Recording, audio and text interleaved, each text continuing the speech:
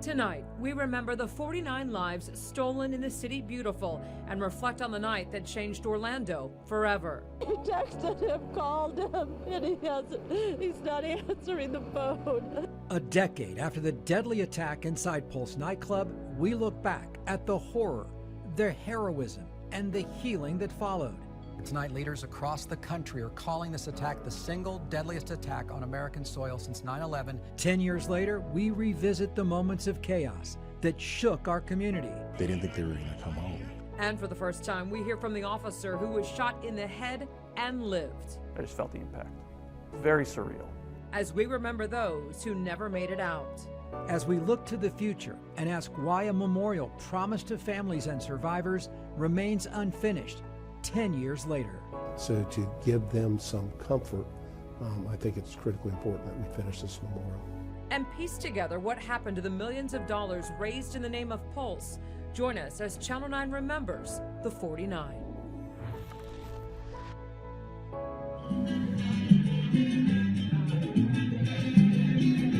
Moments before the deadliest mass shooting in modern history at that time, it was just another night at Pulse nightclub. The theme, Latin night. The mood, joyful and lively. After all, everyone had just come to dance. But just hours later, the shooter, Omar Mateen, would be pacing across that same dance floor as police assessed the situation. When it was over, these 49 souls gone. Thank you for joining us tonight. I'm Martha Sigalski. And I'm Greg Wormuth. As we remember the 49, it is important that we acknowledge what unfolded that night. Horrors inflicted on those clubgoers by the sick actions of a deranged gunman. Around 2 a.m., hundreds of people were on the dance floor enjoying the club's Latin night. This is video from that event. Minutes later, an officer working at Pulse heard gunfire and called for backup. Some people ran out of the club. Others hid. As additional officers showed up, the shooter Omar Mateen called 911 and pledged allegiance to ISIS around 2:35 a.m. Then, at 3:20 a.m., Orlando police sent a robot into Pulse to get a look inside and to let hostages know police were working to rescue them. About an hour later, 8 people escaped after removing an air conditioning unit, bringing the total number of people rescued at that point to more than 70.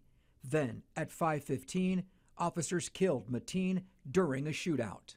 Now, a conversation that is a decade in the making. For the first time, a SWAT officer who took a shot to the helmet while entering Pulse to rescue people trapped in a bathroom is speaking only with our Shannon Butler. He was struck by the shooter's handgun because the AR-15 had jammed, preventing even more death. And for 10 years, we've told you about his miraculous survival. Now, he's telling his story. No, I was working already that night. I was on an off-duty detail. At a club or a... Yeah, just downtown. Downtown. Yep. So we heard him, put the call out for an active shooter, and you could hear the shooting, I'm pretty sure, over the radio. About halfway there, it just sunk in of like, hey, this is really gonna be it. We're in the parking lot, and once we had the scene contained and we had determined he was barricaded, essentially, and that's kind of the term, barricaded gunman. It transitioned from an active shooter to a barricaded gunman, a hostage situation. So that's when we held what we had, but we put the SWAT call out then. At that point, were you guys sure about what kind of weapons he had? I don't think so. I don't remember being sure. I think we knew he had a long rifle for sure. We knew maybe he had some handguns. He claimed he had explosives. So you guys decide, okay, now we're going through the hallway. He comes out and he fires. Right. And he hits you. Right. Can you take me through that moment? Do you remember that moment? Yeah, of course. And I don't know how I knew. I think we all knew he was coming out. I don't know, it was a feeling. You just knew. Something happened, and you could tell. You could feel it, like it was going to happen. Obviously, we had an advantage of being, he was outmanned and outgunned, but he had the advantage of, we don't want to shoot a hostage by mistake. So he's coming out of that bathroom, and there's a lot of kind of debris and smoke in there from everything that was going on. So I remember seeing someone, a shape coming up, but I didn't know, again, hostage, him or not. And then, I don't know how to describe it, but it's just knocked me down, completely just rocked, my entire sense of time and everything. Did you hear the gunshot? No. It just happened like that. Yeah, I just felt the impact. How many shots did he fire at that moment? I don't remember for sure. I want to say maybe 3 or 4, something like that. I mean, it hit you square in the helmet. Yeah. And that helmet saved your life. Oh, yeah, no doubt. When you got knocked down, what happens at that moment? Were you conscious? Yeah, it's a state of conscious. Yeah, where right. you're, it's like your mind's going a million miles a second, and you're trying to figure out if you're still alive or what's going on. Yeah, right. And then once I figured, okay, I think I am still alive, since I'm thinking, I guess I better shoot back at the guy. Shot back. You got up. No, I was. You're still on the ground. I was on the ground. I sat up, or I was seated, and engaged him that way with everyone else. And When you were lying on the ground, did you realize you'd been hit in the helmet? I was pretty sure, but it's hard to know for sure with something like that because it's very surreal. Could you feel it hit your head, or it just knocked you back? Yeah, I felt the impact. And then what happens? You all fire. Yeah, and then someone calls, ceasefire, and we kind of regroup, and someone asks if anyone's hit, and I raise my hand and say, yeah, I'm pretty sure I got shot. And then he checks me out, and he plays it cool, just says, oh yeah, you're fine, but go, has someone else kind of bring me over to another area so I can, get over to the hospital and get checked out. And at what point did you see your helmet? When I was in the room at some point, I don't remember. I probably took it off when I was sitting over there. I don't really remember. So you understood walking into that club, it may be up to you to face him. Yeah, I mean, I think everyone who showed up probably had that moment as you're running up that, okay, this might be it. You have to decide if you're going to do what you're supposed to do when the time comes. The Pulse tragedy remains a dark and disturbing moment in our city's history, particularly for those who literally lived through it. Our Dave Jordan sits down with one Pulse survivor whose story of survival led to a sense of purpose. For Brandon Wolf, Pulse was not just a nightclub, it was his home away from home. It was our place. It was, the place where we knew the bartenders, the person at the front door. We could have navigated it with our eyes closed. It was the first place Brandon says he felt seen and found community after moving to Orlando from his native Oregon. And June 12, 2016 was pretty much a normal night out until it wasn't. We first heard gunshots while I was in the bathroom, and there was a debate about, was it the music, was it fireworks? There was this general confusion. The initial confusion quickly morphed into a moment of tragic clarity. I distinctly remember the smell of gun smoke tinged with blood that started to waft into the room. And it was in that moment that I realized that something much darker was happening inside the club. As the night wore on, the music was replaced by the wail of sirens as first responders arrived on scene to tend to the wounded. 49 people were later pronounced dead, including Brandon's friends Juan and Drew. Brandon came to the club with them that night, and he was the only member of the trio to make it out alive. I think there's no way to go through something like what we went through and not experience survivor's guilt. We went with Brandon to visit the site where Pulse once stood. This is the first time you were here since the building came down. Yeah. You okay? Yeah. It's just, 10 years later, and it still feels like yesterday. His recollection of countless visits to this club immediately came back. I, had parked there so many times and walked across the crowded street to go to the club, or parked over here and hoped I didn't get towed. And out of his pain, Brandon found purpose, working with Equality Florida as its first ever press secretary, and then with the Human Rights Campaign in Washington, D.C. in the same capacity. He will soon return to Equality Florida as a senior director of communication strategy, amplifying the voices of the LGBTQ community. There are people on the front lines at Ground Zero in places like Florida who are doing really incredible and important work to write a different kind of future. Many difficult decisions were made in those early morning hours as law enforcement weighed how to approach a situation that no officer had ever had to face. I spoke with the man who was in charge of the scene and ultimately the decisions. I've talked to several of the SWAT team afterwards that a lot of them thought that this was their last call out, that they were never going to see their families again because we thought there was explosive or somebody had a gun or this was the worst event that we had ever seen. They didn't think they were going to come home. What image most haunts you or that you see? I know for me, the cell phones were ringing on the dance floor. That image still shakes me to my core. Is there something with you that hits you like that? I think there's probably two things. One, when I hear some of the initial audio from the radio, and you hear the gunshots. The sheer volume of gunfire that you hear, probably 100+ rounds are going off in a short period of time. I'm talking about with less than a couple of minutes, you're hearing like hundreds of gunshots. So that's kind of unnerving. And then I think the other thing is I had an opportunity to listen to a lot of the 911 calls and to hear some of the things that people were going through on the phone. Are we just a matter of time before something else like this happens? Absolutely. I generally tell people, like, the further you are away from your last incident, the closer you are to your next.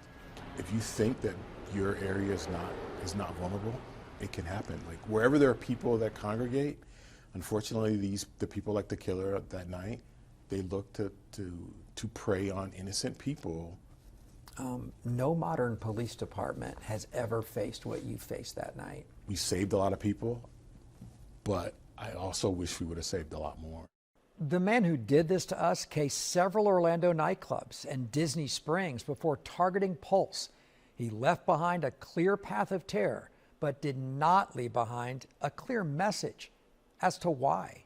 We will stay on that scene and again follow that investigation throughout the night, FBI inside the apartment, and with first light tomorrow on daybreak, maybe more light will be shed on what was inside, what they found, what they took out. Just hours after the shooting, we began to learn about the gunman who pulled the trigger. Sunday evening, the FBI would step into Omar Mateen's Fort Pierce home. What they didn't find was a manifesto or anything clearly detailing his motive. The shooter was married with a child and legally purchased the guns used in the attack. During a 911 call, he pledged his allegiance to ISIS. Former classmates, co-workers, and his ex-wife described him as volatile, aggressive, and prone to angry outbursts. Still ahead. The biggest misconception is that officers just stood around. I sit down with Sheriff John Mina, who was Orlando's police chief in 2016. He details what he was feeling when he arrived on scene. Plus, a mother who lost her child. Well, the pain never goes away. It's something that you wake up and it's there. When you go to bed, it's there. She turned her pain into a mission of spreading love to those that were left behind.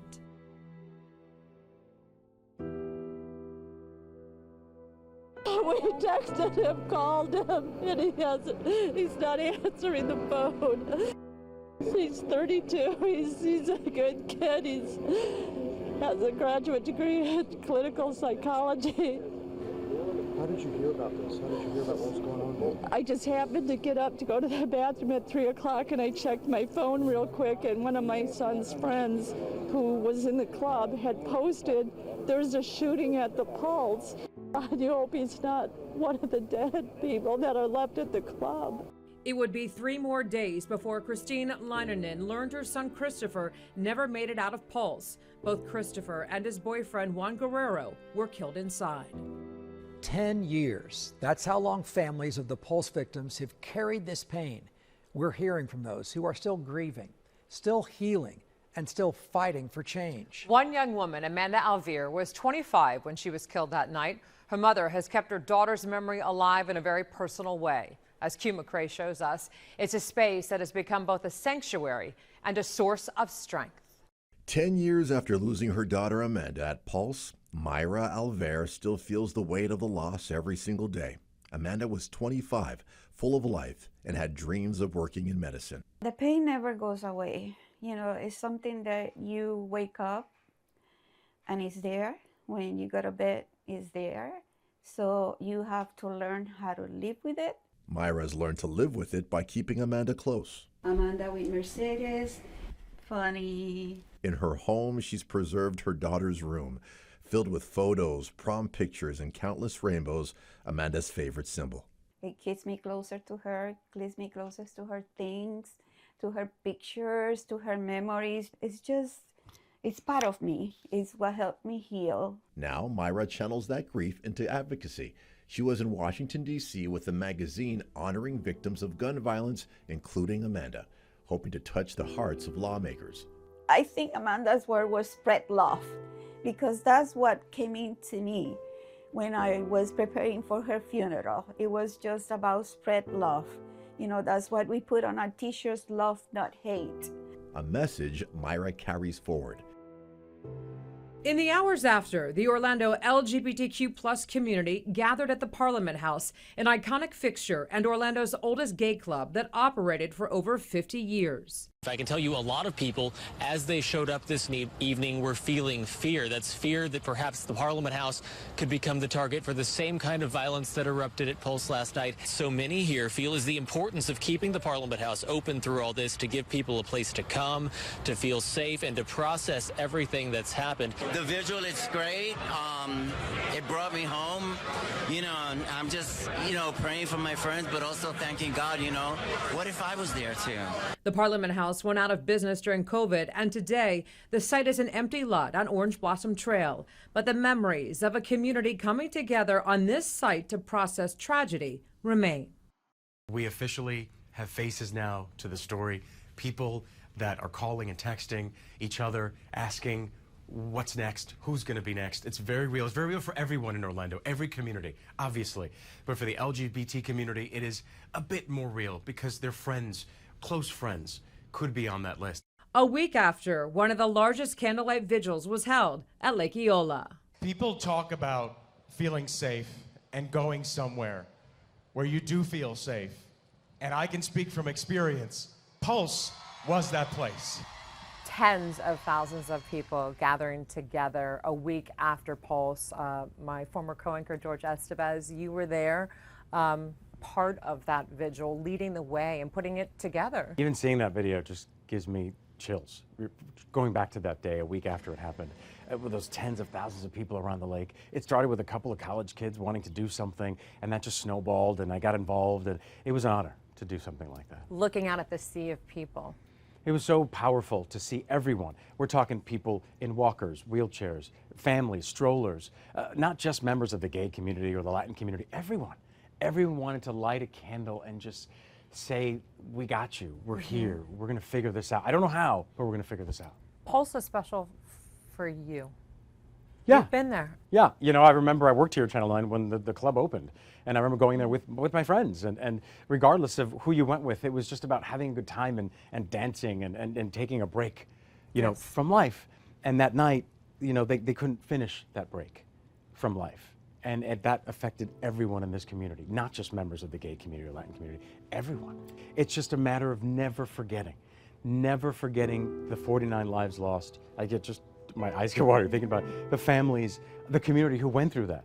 We all went through it together, and we came out on the other side, and we just got to keep going. How do we move forward? It still hurts after It does. all these years. Yep, sure But does. as you said, we have to move forward and honor the 49. Orlando United. Exactly.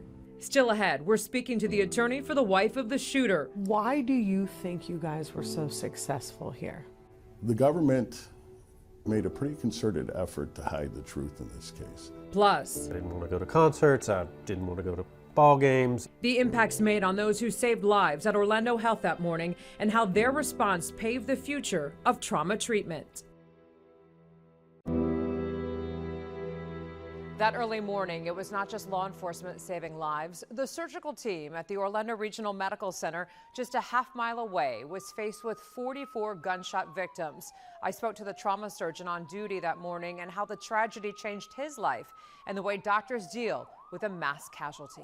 What is your memory of that day from 10 years ago? It's more feelings than memory. Obviously it was a very emotional day. Trauma surgeon Dr. Chadwick Smith was just 4 hours away from clocking off his shift at Orlando Health. It was a sad day. It'll change you. How did it change you? Well, at first, I was probably more wary of going out in crowds. I had young kids at the time, 8 and 5, and it makes you, look over your shoulder, worry about what's going on in any given crowd, but also, it makes you really appreciate the people you work with, the teammates that you have. Just months before Pulse, the hospital had a mass casualty drill. The scenario was shooting, but Dr. Smith says it was nothing compared to what happened in those early morning hours 10 years ago. For over 30 minutes straight, the trauma unit had a patient arrive every minute and were working under the theory the shooter was in the hospital. At the time, Orlando Health had over 50 public entrances. The tragedy of Pulse changed all of that. Today, there are only 3 ways into the hospital, and everyone must go through a metal detector. The area's only level 1 trauma center is now redesigned based on input from physicians and nurses who treated Pulse survivors. The trauma bay doubled in size, and a surge space was created that allows the team to add 10 more treatment areas. Communication systems have been upgraded, new transfer bays bigger, and ambulance entrances. Do you worry about another Pulse happening? Do you worry about what the next thing around the corner is? I did, in the months after the Pulse, I didn't want to go to concerts, I didn't want to go to ball games, all that kind of stuff. I'm certainly still more cautious, but I don't let that rule my life. 10 years and $20 million later, there is no permanent memorial for loved ones and members of the community to remember the 49. Because we knew that we needed to have some sort of memorial there. And leading right up to the city council meeting, we were going to do that. The owners were agreeable to doing that, and then they decided not to. In the next half hour, you will hear Mayor Buddy Dyer, in his own words, explaining how the city was handed the project after the One Pulse Foundation dissolved. Plus, the attorney for the wife of the shooter sits down with our Shannon Butler. So they went in thinking she was guilty. They weren't after the truth. Why she is free after originally confessing that she knew the attack was being planned. Plus, 2016. Yeah, that was, I remember that night, June 12th, getting this phone call early in the morning. Orange County Sheriff and former Orlando Police Chief John Mina sits down with me as he reflects on his decision-making that night. Family members and other survivors came to the city and asked us to step in.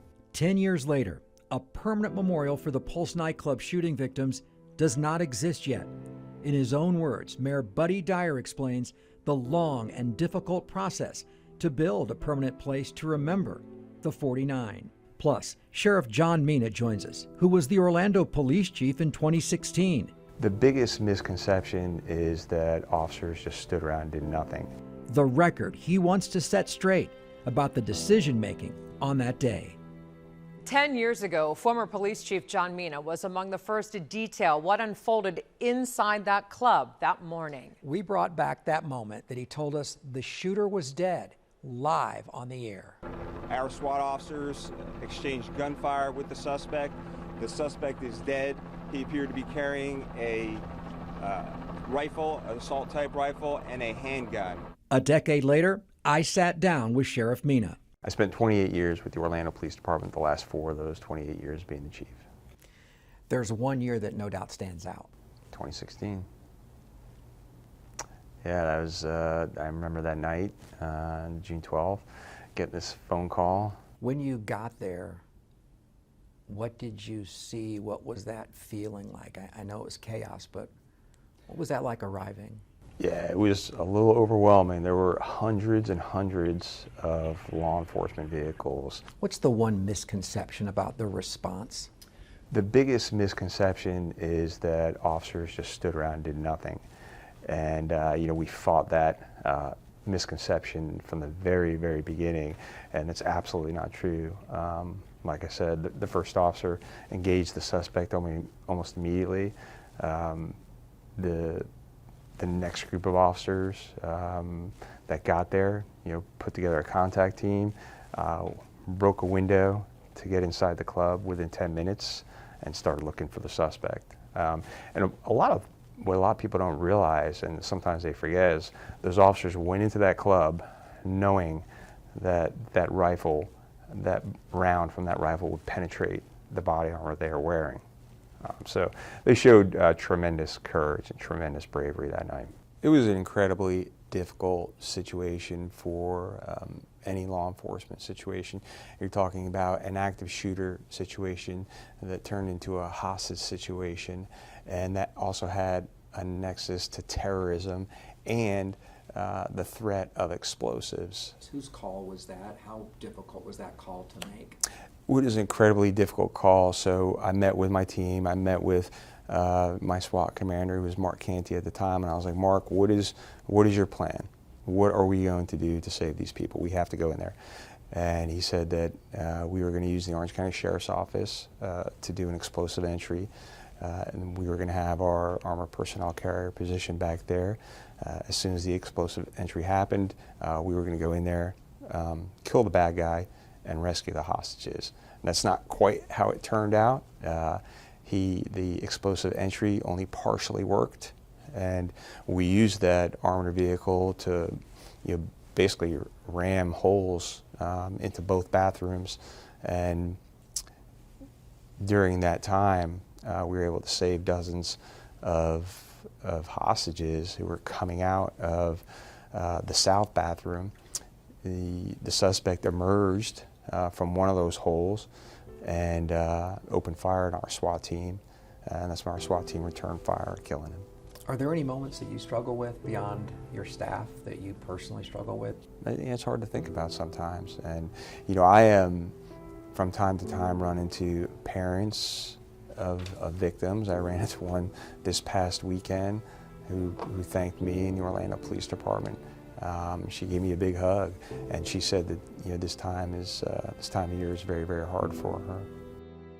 Noor Salman was the wife of the Pulse shooter. The next year, she was arrested and charged with aiding and abetting her husband and obstruction of justice. Her attorney says she never should have been put on trial, accusing the investigators of having evidence that would disprove their own theories. Our Shannon Butler sits down with her attorney 10 years later.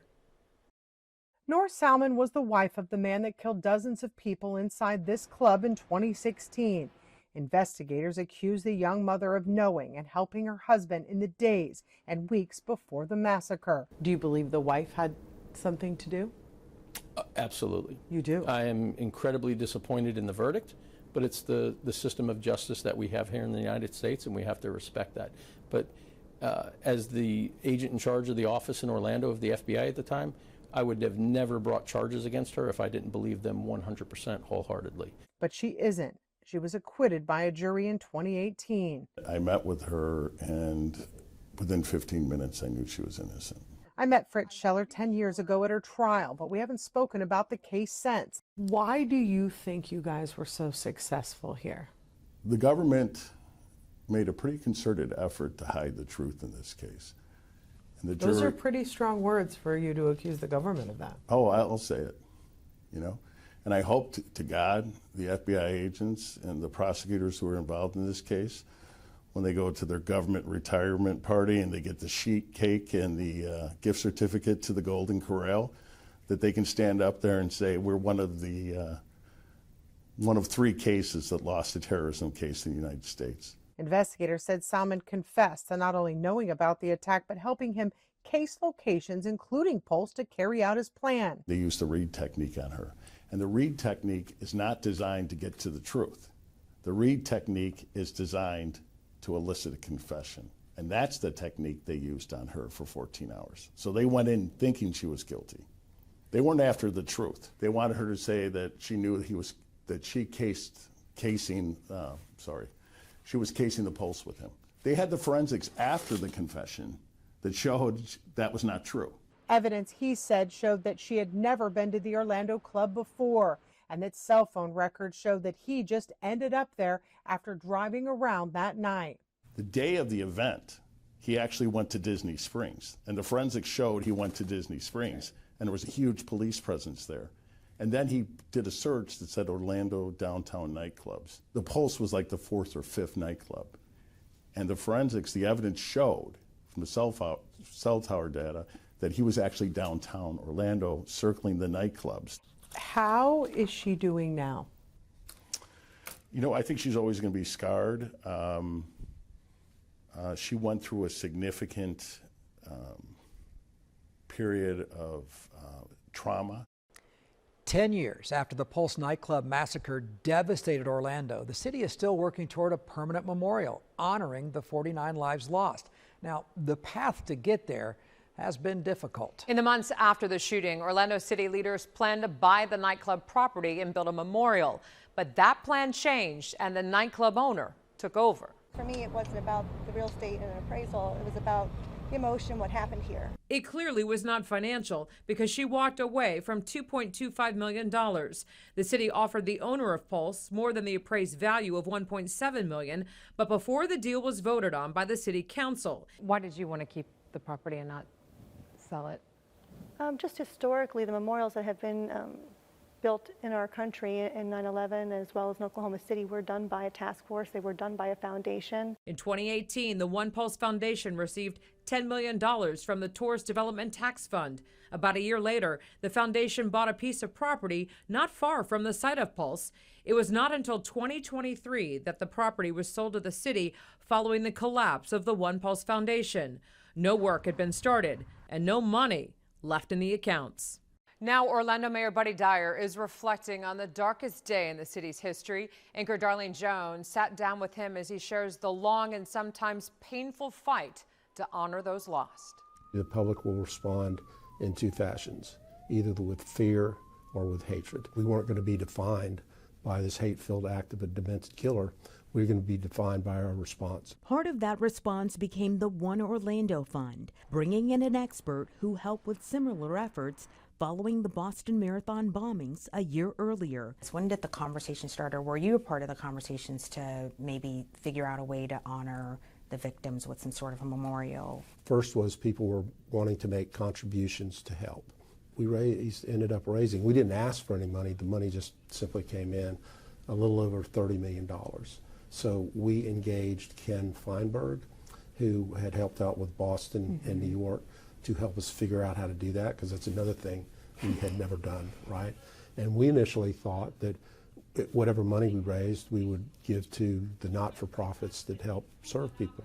He says, under no circumstances do you do that. I'm only going to help you if you give the money directly to the victims. So that is what we did. We figured out a formula with his help. Then the money was distributed first to the families of those who had perished, and then to victims who had been shot or were in the hospital. We offered to purchase the site because we knew that we needed to have some sort of memorial there. And leading right up to the city council meeting, we were going to do that. The owners were agreeable to doing that, and then they decided not to. The owner of Pulse, Barbara Poma, instead launched the One Pulse Foundation, promising a privately funded memorial and museum at the site. The foundation eventually raised millions of dollars through donations, grants, and even public support, with plans for an ambitious museum and education center. Over time, criticism grew, families and survivors questioning delays, rising expenses, and whether the vision had drifted from reality. So I think their mission got expanded into wanting to do a museum as well. Ultimately, it failed. The One Pulse Foundation later dissolved without building the promised memorial and museum, and no real answers about what happened to all of that money raised for the project. I think if we had bought the property back then, we'd have been done before the 5-year remembrance. But we're going to get it done now. Barbara Poma would not speak to us about the outcome of the One Pulse Foundation or about the future memorial. 10 years after the Pulse massacre, survivors say they're now channeling pain into positivity. After years of guilt, survivors told Sabrina Maggiore the tragedy is actually fueling new purpose. We hear the popping sounds. Orlando Torres spends most of his days inside this vehicle, sometimes transporting people, other times putting on this vest and transporting life-saving organs. Well, God gave me this second chance, and I want to do good in return. It's a small way he helps save lives after seeing so many lives lost at Pulse. Hearing 49 lives lost, it was hard.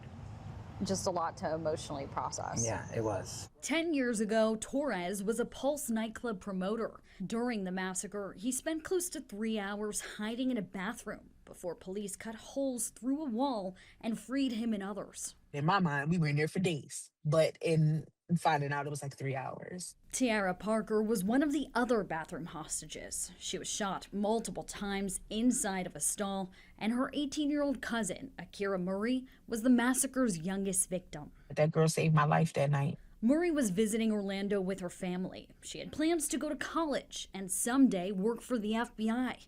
When gunshots broke out, Murray left the club, but ran back after realizing Parker was still inside. I went through a lot of survivor's guilt behind that because I was the last person with her. I had to really fight for myself to come out of a dark space and say, let me reclaim myself.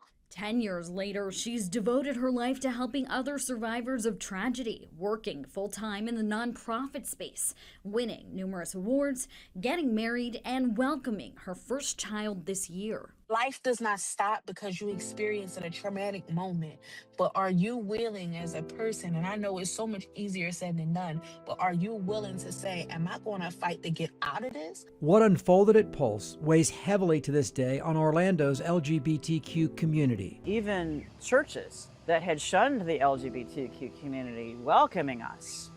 Has that remained? No, it's unfortunate.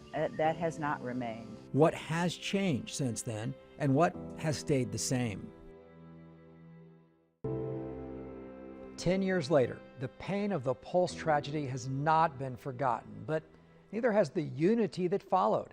As Orlando prepares to mark a decade since the attack, Orlando leaders and advocates told our Alexa Lorenzo that the legacy of Pulse lives on, not only in remembrance, but in the fight to build a stronger and more inclusive future for the LGBTQ community. It's quiet, peaceful. Over the years, many people, including Orlando City Commissioner Patty Sheehan, have found themselves returning to the Mosaic Heart Memorial in Colonial Town Square Park. It's a place to reflect and remember away from the violence of Pulse. 10 years after the deadliest attack on the LGBTQ community in American history, the grief is still here. But so is resilience, unity, and a community that refused to be anything but strong. For many, Pulse was never just a nightclub. It was not just a beautiful bar, it was also a sense of community. That sense of community was shattered on June 12, 2016. In the days that followed, thousands of people honored the 49. Buildings across the city donned rainbow colors. The flags, the lights, what's the big deal? That shows us that we are welcome. That outpouring of support did more than help a city heal. It changed it. Community services expanded, groups strengthened resources, and new organizations like Q Latinx came to be. 10 years ago, my cousin got shot in the incident. I understand by firsthand how important these safe spaces are for our community. Carlitos Diaz and Gabriela Rodriguez helped lead Q Latinx. For the last 10 years, they've built different programs, creating safe spaces and empowering queer people of color to become leaders in their community. Over the last decade, they say resources have run dry, funding has decreased, and some organizations have been forced to close altogether. But Q Latinx is fighting now more than ever. I think there was such a large influx of funding and presence in that immediate that people needed that. And it was beautiful really to see, but then I also feel like a lot of it was performative. Even churches that had shunned the LGBTQ community welcoming us. Has that remained? No, it's unfortunate. But still, they believe the LGBTQ community emerged stronger, not despite what happened, but because it refused to be defined by it. Next, we're taking you inside the storage facility where artifacts from inside Pulse have remained for the last decade. The story that the city will tell using these pieces. After a decade, a permanent memorial is finally coming to fruition. We addressed the financial issues with the One Pulse Foundation earlier, something that many blame for setting the memorial back years. The city of Orlando is now leading the way on the project that's expected to break ground in September. Our Nick Papantonis shows us the journey and the vision that's about to rise over Orange Avenue. All right, if we have any pickup trucks on the exterior. From the moment officers breached the bathroom wall at Pulse, visuals defined how the story was told. They said that there was a light, you know, one of those kind of disco lights that was still on in that building, which made the situation even creepier. Those visuals, a chandelier, the front door, the bar, have remained in storage for a decade, waiting as people outside this warehouse's walls decided how they should tell Pulse's story. A national design competition produced this grand vision. A tower over Orange Avenue criticized as straying too far from the reflecting space the community wanted. As the debate continued and the years passed, the temporary memorial just sat. 9 years after the shooting, the city of Orlando took control of the project and finally tore down the nightclub's wall. A new rainbow-filled vision now inches closer to reality. A reflecting pool, a healing garden, a disco light symbolizing the joy that brought the 49 victims and the survivors to this site on that fateful night. Orlando will spend a few more months with this dirt lot before construction begins, building a new future for this city and this story.